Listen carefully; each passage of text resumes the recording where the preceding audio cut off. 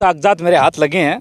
Shri cement limited registered office Bangur Nagar Beawar ज़िला अजमेर के ज़रिए अधिकृत एक प्रतिनिधि हैं उनके स्वदेश जी श्रीमान अतिरिक्त जिला कलेक्टर झुंझुनू के नाम एक प्रार्थना पत्र प्रस्तुत करते हैं। उसमें क्या लिखते हैं मैं थोड़ा सा आपको बता देता हूँ। ये इस विषय में लिखते हैं कि इनका एक खसरा है 437 चौड़ानी क्षेत्र के अंतर्गत है। चौड़ानी क्षेत्र के अंतर्गत आने वाला 437 नंबर का एक खसरा है। अब वो स्वदेश जी क्या लिखते हैं मैं आपको थोड़ा सा पढ़ के सुना देता हूँ।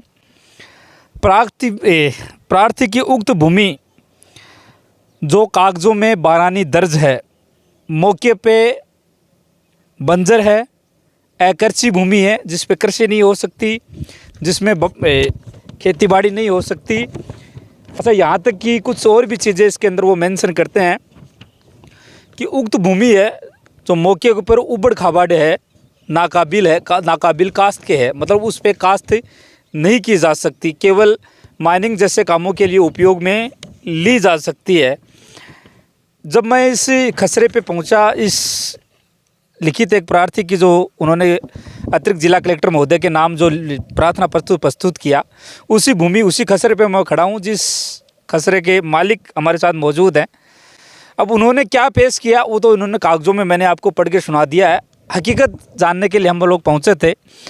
चौड़ानी क्षेत्र के अंतर्गत आने वाला 437 नंबर खसरा जिसमें हम लोग खड़े हैं, मेरे एक बार पीछे आप दिखाइए कि जिस भूमि को कागज़ों के अंदर अकृषि योग्य बताया गया, मतलब कृषि जिस पे कृषि नहीं हो सकती, मौके पे इन्होंने जो रिपोर्ट दी उसमें इस बात की तस्दीक उन्होंने की है कि मैं मौके पे गया हूँ और मौके पे शपथ पत्र ये प्रस्तुत कर रहे हैं। शपथ पत्र में बताया कि ज़मीन किसी भी काम की नहीं है।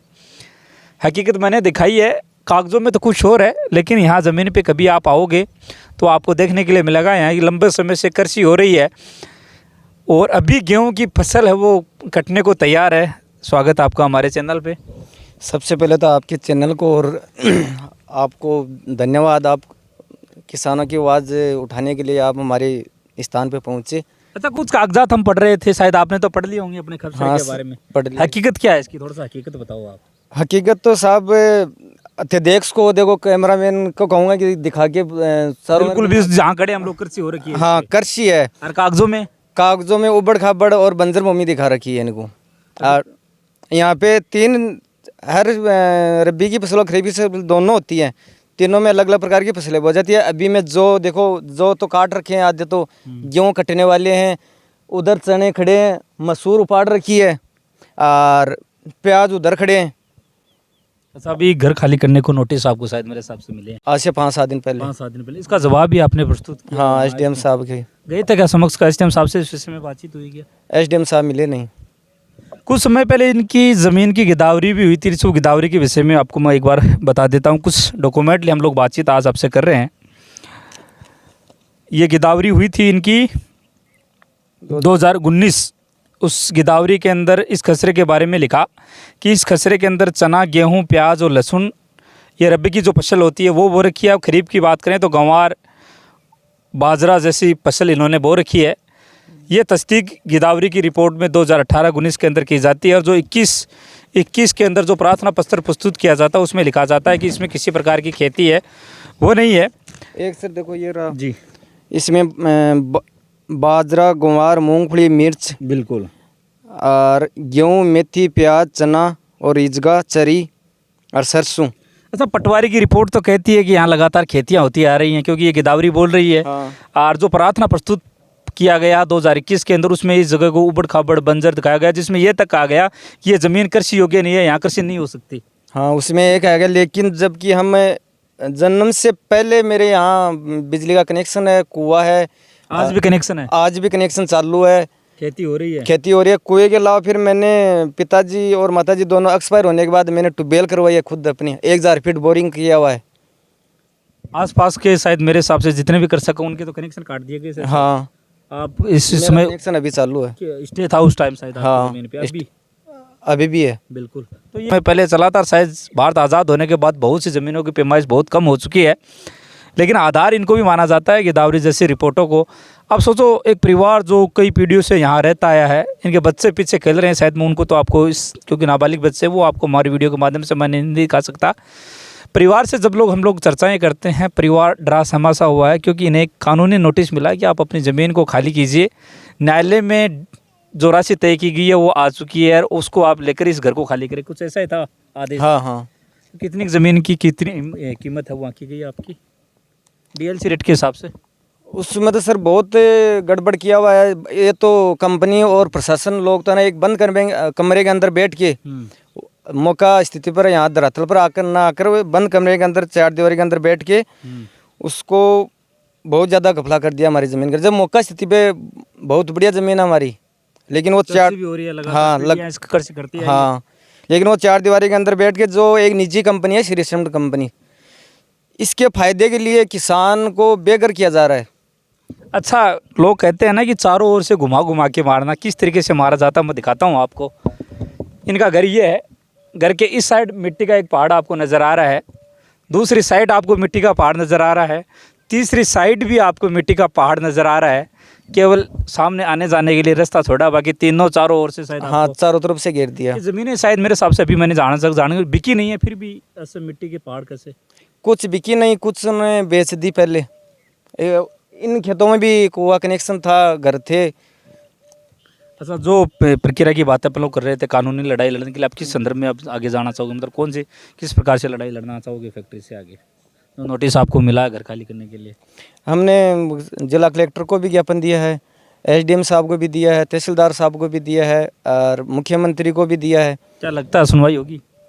अब अभी तक तो सुनवाई नहीं हुई, हम चक्कर काट रहे हैं, आगे देखेंगे अगर नहीं सुनो। फैक्ट्री कैसे मजबूर करती है? मतलब ऐसे आपसे भी पहले बहुत से किसान फैक्ट्री से टकराए होंगे, तो किस तरीके से किसानों को फैक्ट्री मजबूर करती है उनकी ज़मीन? सिर्फ लालच से जो यहाँ के जनप्रतिनिधि हैं उनको दे देती है, और जो ये निजी कंपनी है इनके वो मेन मालिक है उनकी सिर्फ तिजोरी उनकी, और जनप्रतिनिधि यहाँ के और जो हमारे सरकारी कर्मचारी हैं। अच्छा, एक शब्द भी होता है बिचौलिया, कभी आते हैं क्या आपके पास भी ये किसानों के पास ज़मीनों का सौदा लेकर ये बिचौलिया? हाँ, दलाल तो अभी भी घूम रहे हैं। आते हैं क्या दलाल? हाँ, दलाल आते हैं।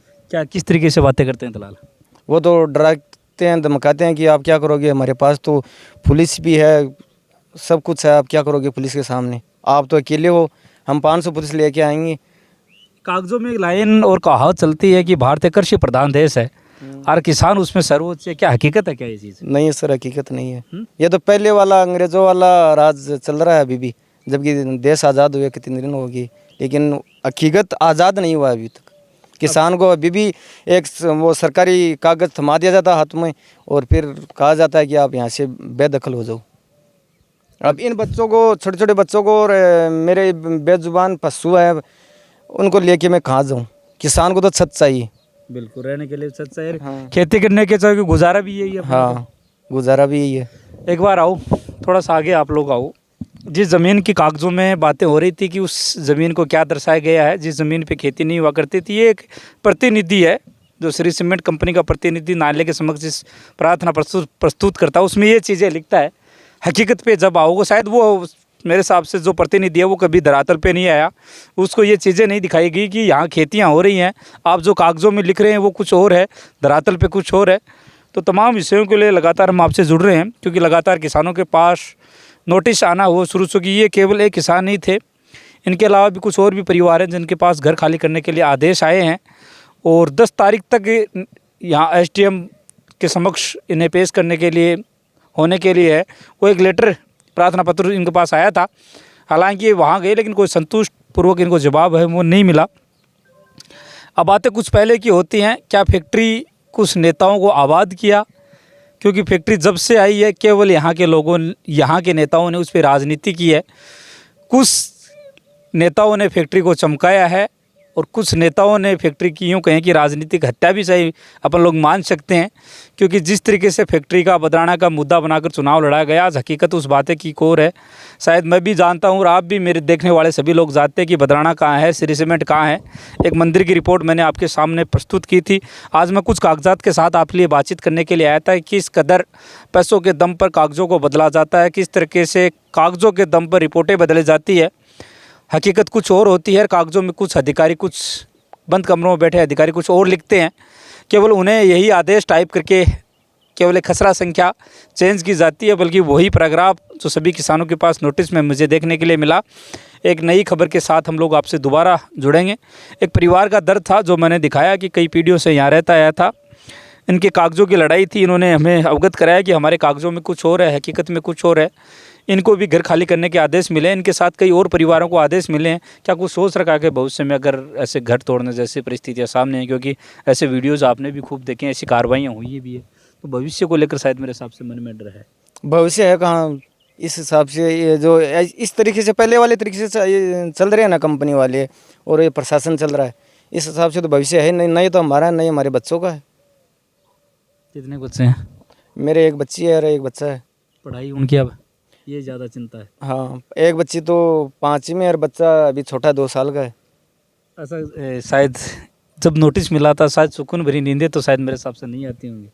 अजी जब से ये कंपनी चालू होगी तब से हमारे तो नींद नहीं आ रही है। बिल्कुल। और हम तो सब ऐसे करें कि कंपनी वालों को कि हम हमारी ज़मीन बेचने के लिए इच्छुक नहीं है।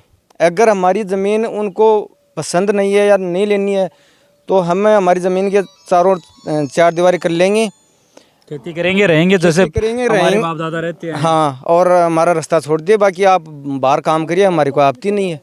बिल्कुल। तो कागज़ों की हकीकत और ज़मीन हकीकत से मैंने आपको आज रूबरू करवाया। जिस जगह जिस खसरे में मैं खड़ा हूँ, कागज़ों में वो जगह किसी के लायक नहीं है, लेकिन हकीकत में यहाँ धरातल पे खेतियाँ हो रही है। आपने देखा किस तरीके के कागज़ बदले जाते हैं, किस तरीके से पैसों के दम पे नेताओं के मुंह बंद किए जाते हैं, किस तरीके से पैसे देकर रिपोर्टें बदली जाती हैं, वो आज हमारे सामने इस वीडियो के माध्यम से आई होंगी। आप इस विषय में कमेंट करके हमें बताइए, अपनी राय भी रखिए। क्या फैक्ट्री आने से इस क्षेत्र को आबादी मिली? क्या CSR फंड लगने वाला कार्य जो इनको चाहिए था वो इनको मिल पाया? क्या गोठड़ा और आसपास के क्षेत्रों का उनका अधिकार जो फैक्ट्री को देना चाहिए था वो दे पाए? इस विषय में कमेंट करके आप अवश्य हमें राय दें।